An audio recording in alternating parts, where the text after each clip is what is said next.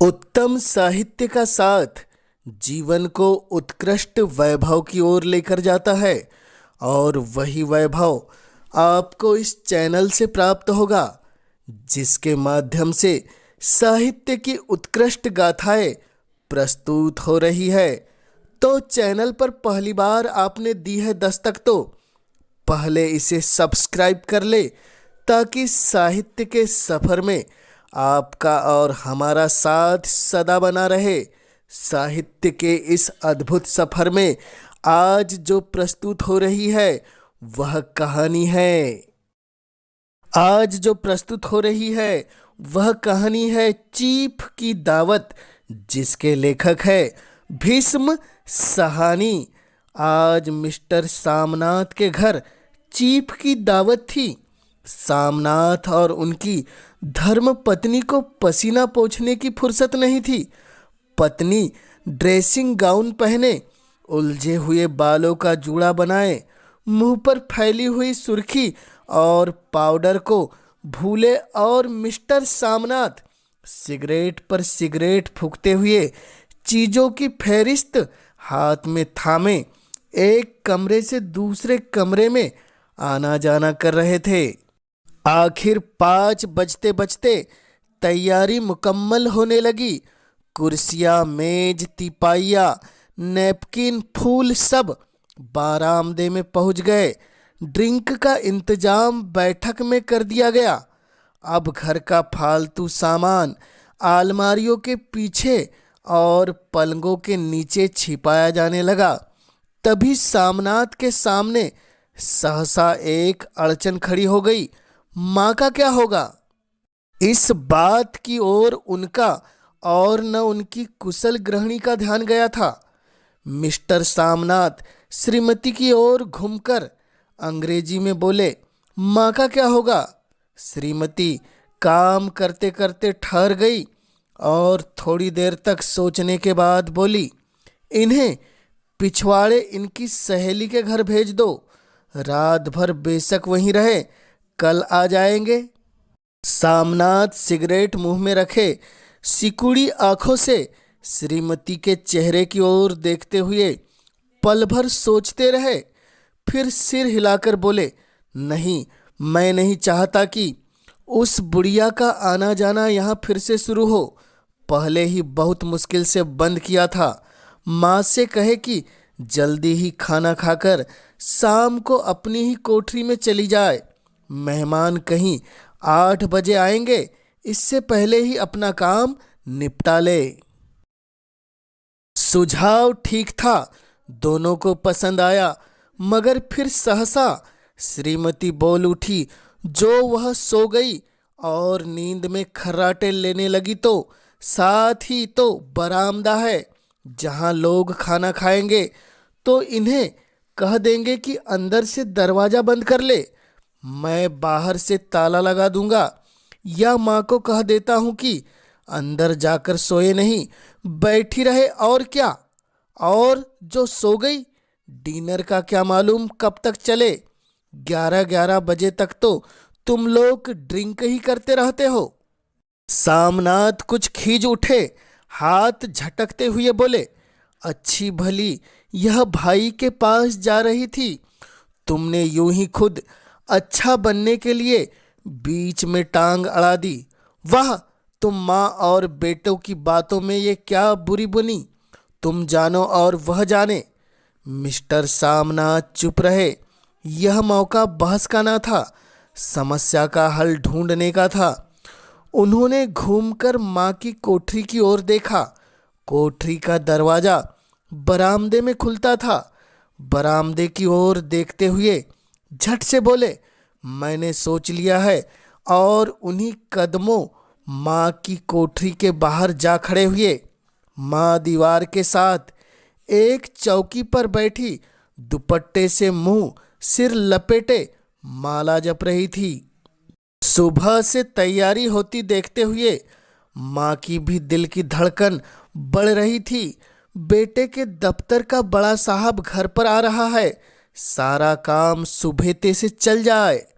Mister Samnath ने माँ से कहा, माँ आज तुम खाना जल्दी खा लेना, मेहमान लोग 7:30 बजे आ जाएंगे।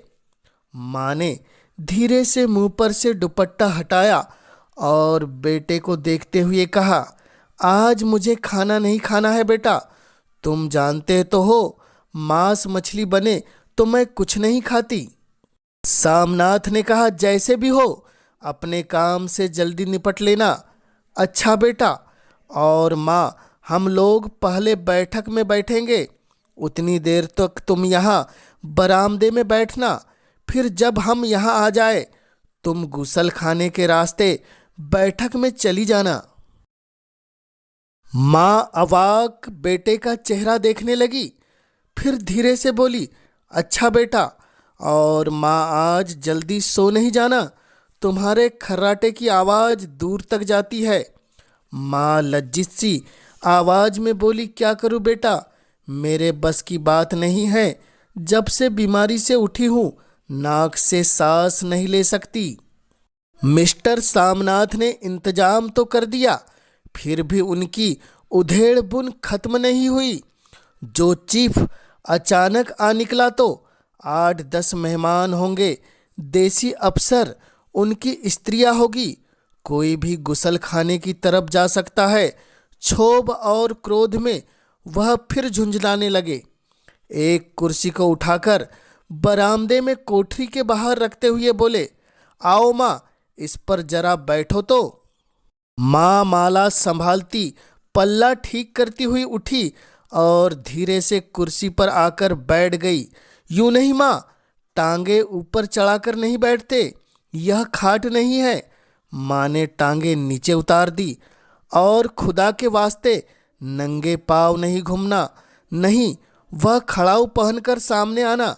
किसी दिन तुम्हारी वह खड़ाऊ उठाकर मैं बाहर फेंक दूंगा। माँ चुप रही। कपड़े कौन सी पहनेगी माँ? जो है वही पहनूंगी बेटा, जो कहो पहन लूं। मिस्टर सामनाथ सिगरेट मुंह में रखे, फिर अधखुली आंखों से माँ की ओर देखने लगे और माँ के कपड़ों को सोचने लगे। सामनाथ हर बात में तरतीब चाहते थे। घर का संचालन उनको अपने हाथ में लेना था।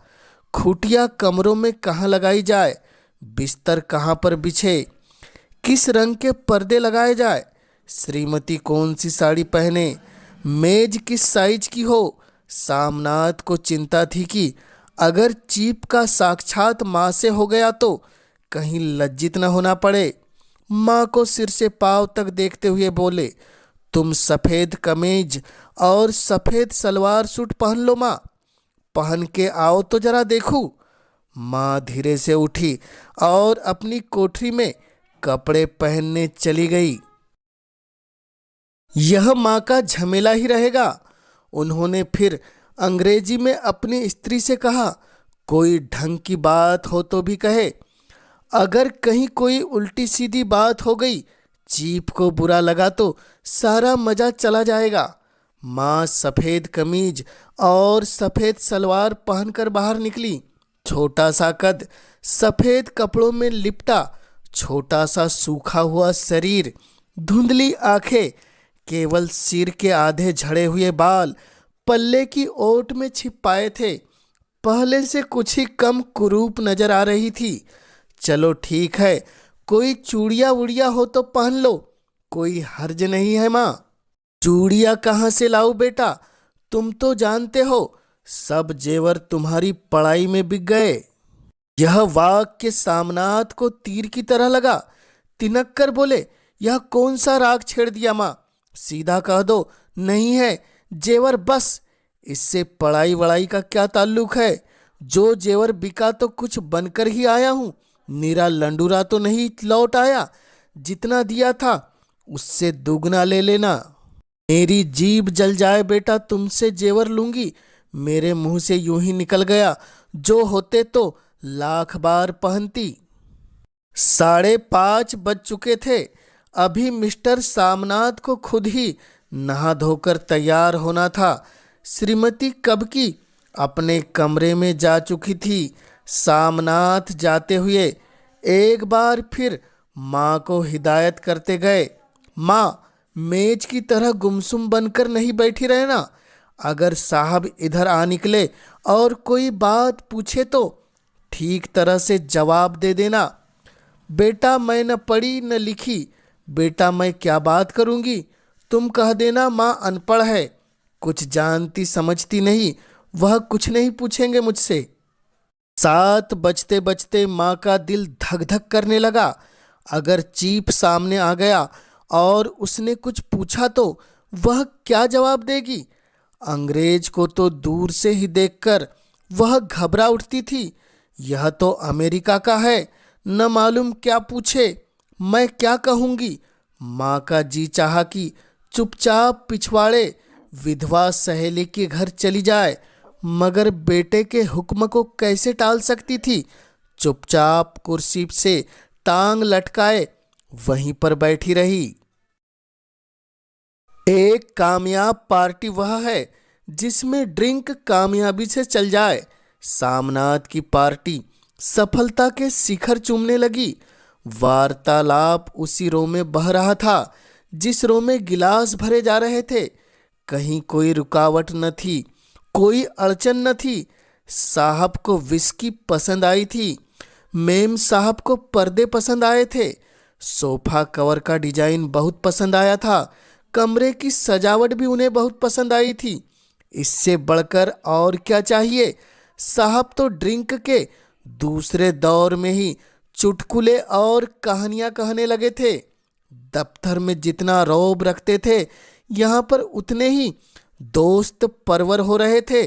और उनकी स्त्री काला गाउन पहने, गले में सफ़ेद मोतियों का हार, सेंट और पाउडर की महक से ओत प्रोत कमरे में बैठी सभी देसी स्त्रियों की आराधना का केंद्र बनी हुई थी। बात बात पर हंसती, बात बात पर सिर हिलाती और सामनाथ की स्त्री से तो ऐसे बात कर रही थी जैसे उनकी पुरानी सहेली हो। और इसी रो में पीते पिलाते 10:30 बज गए। वक्त गुजरता चला गया, पता ही नहीं चला। आखिर सब लोग अपने अपने गिलासों में से आखिरी घूंट पीकर खाना खाने के लिए उठे और बैठक से बाहर निकले। आगे आगे सामनाथ रास्ता दिखाते हुए पीछे चीफ की ओर दूसरे मेहमान जाने लगे। बरामदे में पहुंचते ही सामनाथ सहसा ठिठक गए। जो दृश्य उन्होंने देखा उससे उनकी टांगे लड़खड़ा गई और क्षण भर में सारा नशा हिरन होने लगा। बरामदे में एन कोठनी के बाहर माँ अपनी कुर्सी पर ज्यों की त्यों बैठी थी, मगर दोनों पांव कुर्सी की सीट पर रखे हुए और सिर दाएं से बाएं झूल रहा था और मुंह में से लगातार गहरे खर्राटे की आवाजें आ रही थी। जब सिर कुछ देर के लिए टेढ़ा होकर एक तरफ को थम जाता तो खर्राटे और भी गहरे उठते और फिर जब झटके से नींद टूटती तो सिर फिर दाएं से बाएं झूलने लगता। पल्ला सिर पर से खिसक गया था और माँ के झड़े हुए बाल आधे गंजे सिर पर अस्त व्यस्त बिखर रहे थे। देखते ही सामनाथ क्रुद्ध हो उठे। जी चाहा कि माँ को धक्का देकर उठा दे और उन्हें कोठरी में धकेल दे, मगर ऐसा करना संभव न था। चीफ और बाकी मेहमान पास में ही खड़े थे। माँ को देखते ही देसी अफसरों की कुछ स्त्रियां हंसी करने लगी कि इतने में चीफ ने धीरे से कहा, पुअर डियर। माँ हड़बड़ाकर उठ बैठी। सामने खड़े इतने लोगों को देखकर ऐसे घबराई कि कुछ कहते न बना। झट से पल्ला सिर पर रखती हुई खड़ी हो गई और जमीन को देखने लगी। उनके पांव लड़खड़ाने लगे और हाथों की अंगुलियां थर थर कांपने लगी। माँ तुम जाकर सो जाओ, तुम क्यों इतनी देर तक जाग रही हो। और खिसियाई हुई नजरों से सामनाथ चीप के मुंह की ओर देखने लगे। चिप के चेहरे पर मुस्कुराहट थी। वह वहीं खड़े बोले, नमस्ते। माँ ने झिझकते हुए अपने में सिमटते हुए दोनों हाथ जोड़े, मगर एक हाथ दुपट्टे के अंदर माला को पकड़े हुए था, दूसरा बाहर। ठीक तरह से नमस्ते भी न कर पाई। सामनाथ इस पर भी खिन्न हो उठे। इतने में चीफ ने अपना दाया हाथ मिलाने के लिए माँ के आगे किया। माँ और भी ज्यादा घबरा उठी। माँ, हाथ मिलाओ। पर हाथ कैसे मिलाती? दाएं हाथ में तो माला थी। घबराहट में माँ ने बाया हाथ ही साहब के दाएं हाथ में रख दिया। सामनाथ दिल ही दिल में जल उठे। देसी अफसरों की स्त्रियां खिलखिलाकर हंस पड़ी। यूं नहीं माँ, तुम तो जानती हो दाया हाथ मिलाया जाता है, दाया हाथ मिलाओ। मगर तब तक चीफ माँ का बाया हाथ ही बार बार हिलाकर कह रहे थे, हाउ डू डू। कहो माँ, मैं ठीक हूँ, खैरियत से हूँ। माँ कुछ बड़बड़ाई। माँ कहती है मैं ठीक हूँ। कहो माँ, हाउ डू यू डू। माँ धीरे से सकुचाते हुए बोली, हाउ डू डू। एक बार फिर कह कहा जोर से उठ पड़ा और सब हंसने लगे। वातावरण हल्का होने लगा। साहब ने स्थिति संभाल ली थी। लोग हंसने चहकने लगे थे। सामनाथ के मन में क्षोभ भी कुछ कुछ कम होने लगा था। साहब अपने हाथ में माँ का हाथ अब भी पकड़े हुए थे और माँ की सिकुड़ी जा रही थी। साहब के मुंह से शराब की बू आ रही थी। सामनाथ अंग्रेजी में बोले, मेरी माँ गांव की रहने वाली है, उन पर गांव का पूरा असर है, इसलिए वह आपसे लजाती है। साहब इस पर खुश नजर आए। बोले, सच? मुझे गांव के लोग बहुत पसंद है। तब तो तुम्हारी माँ गांव के गीत और नाच भी जानती होगी। चीप खुशी से सिर हिलाते हुए माँ को टकटकी बांधे देखने लगे। माँ, साहब कहते हैं कोई गाना सुनाओ, कोई पुराना गीत, तुम्हें तो कितने ही याद होंगे। माँ धीरे से बोली, क्या गाऊंगी बेटा, मैंने कब गाया है। वाह माँ, मेहमान का कहा कोई टालता है। साहब ने इतनी रीझ से कहा, नहीं गाओगी तो साहब बुरा मानेंगे। क्या गाऊं बेटा, मुझे क्या आता है। वाह माँ, कोई बढ़िया टप्पे सुना दो, दो पत्तर अनारा दे। देसी अफसर और उनकी स्त्रियों ने इस सुझाव पर तालियां पीटी। माँ अभी दीन दृष्टि से बेटे के चेहरे को देखती जा रही थी, कभी पास खड़ी अपने बेटे के तरफ की बहू को देखकर। इतने में बेटे ने गंभीर आदेश भरे लहजे में कहा, माँ, इसके बाद हाया ना का सवाल ही नहीं उठता था। माँ बैठ गई और क्षीण दुर्बल लरजती आवाज में एक पुराना विवाह का गीत गाने लगी। हरियाणी माय हरियाणी न भीड़े हरियाणी भागी हरियाणी। देसी स्त्रियां खिलखिलाकर हंस उठी। तीन पंक्तियां गाकर माँ चुप हो गई। बरामदा तालियों से गूंज उठा। साहब तालियां पीटना बंद ही न करते थे। सामनाथ को खीज प्रसन्नता और गर्व में बदल उठी थी। माँ ने पार्टी में नया रंग भर दिया था। तालियां थमने पर साहब बोले, पंजाब के गांवों की दस्तकारी क्या है। सामनाथ खुशी से झूम रहे थे। बोले, ओह बहुत कुछ साहब, मैं आपको एक सेट उन चीज़ों का भेंट करूंगा, आप उन्हें देखकर खुश होंगे। मगर साहब ने सिर हिलाकर अंग्रेजी में फिर पूछा, नहीं, मैं दुकानों की चीज नहीं मांगता। पंजाबियों के घर में क्या बनता है, औरतें खुद क्या बनाती है। सामनाथ कुछ सोचते हुए बोले, लड़कियां गुड़िया बनाती है, औरतें फुलकारियां बनाती है। फुलकारी क्या? सामनाथ फुलकारी का मतलब समझाने की असफल चेष्टा करने के बाद माँ से बोले, क्यों माँ, कोई पुरानी फुलकारी घर में है? माँ चुपचाप अंदर गई और अपनी पुरानी फुलकारी उठा लाई। साहब बड़ी रुचि से फुलकारी देखने लगे। पुरानी फुलकारी थी, जगह जगह से उसके तागे टूट रहे थे और कपड़ा फटने लगा था। साहब की रुचि देखकर सामनाथ बोले, यह फटी हुई है साहब, मैं आपको नई बनवा दूंगा, माँ बना देगी। क्यों माँ? साहब को फुलकारी बहुत पसंद है, इन्हें ऐसे ही एक फुलकारी बना दोगी ना? माँ चुप रही, फिर डरते डरते धीरे से बोली, अब मेरी नज़र कहाँ है बेटा, बूढ़ी आंखें क्या देखेगी? मगर माँ का वाक के बीच में ही तोड़ते हुए सामनाथ साहब से बोले, वह जरूर बना देगी, आप उसे देखकर जरूर खुश होंगे।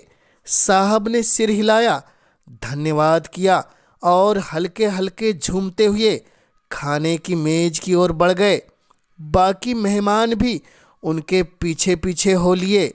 जब मेहमान बैठ गए और माँ पर से सबकी आंखें हट गई तो माँ धीरे से कुर्सी पर से उठी और सबसे नजरें बचाती हुई अपनी कोठरी में चली गई।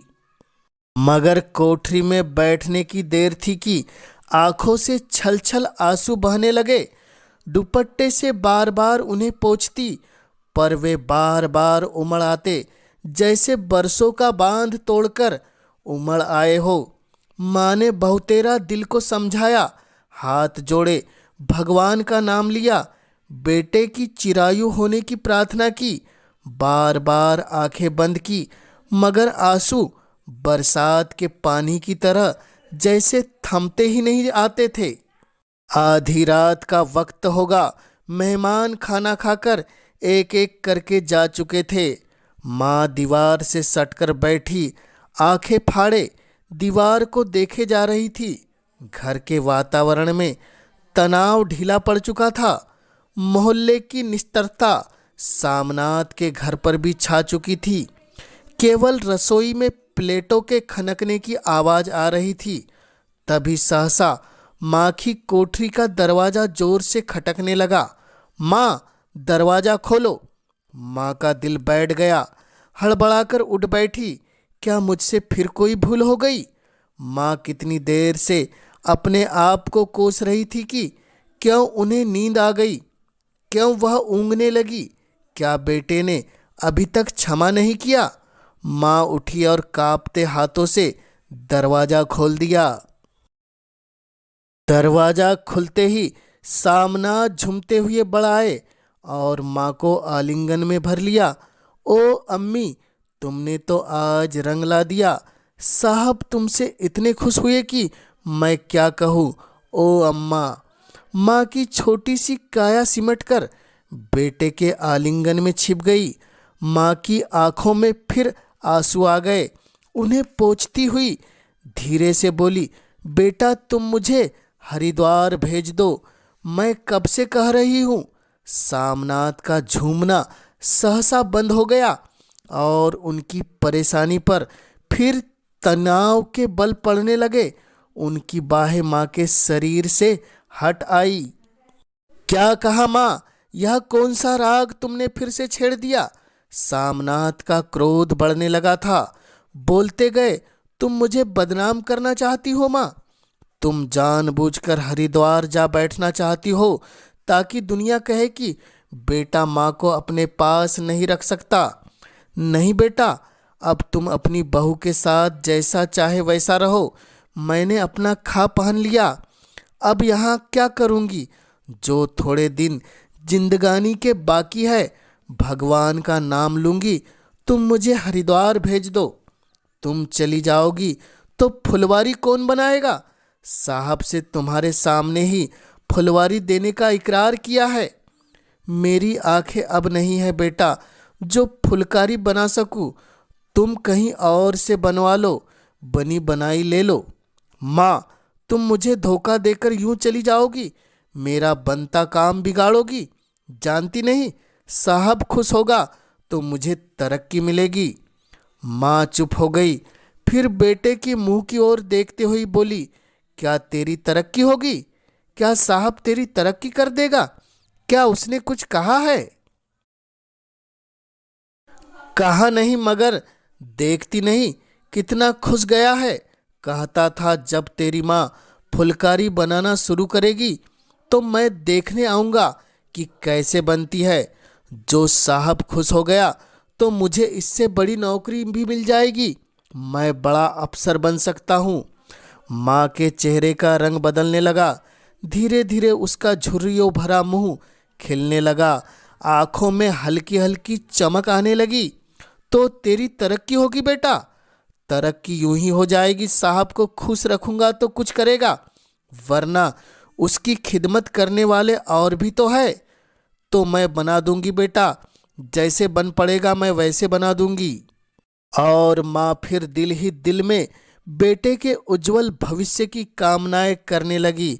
और मिस्टर सामनाथ, अब सो जाओ, माँ कहते हुए तनिक लड़खड़ाते हुए अपने कमरे की ओर घूम गई। यह कहानी आपको कैसी लगी कमेंट्स के माध्यम से हमें ज़रूर बतलाएं।